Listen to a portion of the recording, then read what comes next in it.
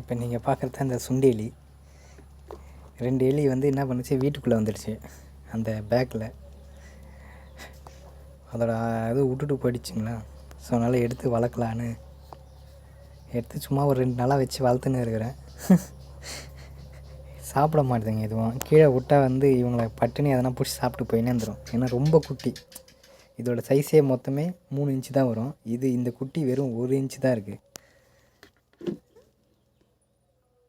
இந்த ஷேடோ அடிக்குது வந்து லைட்டில்.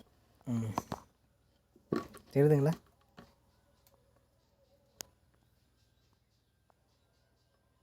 ரெண்டு குட்டி எலி.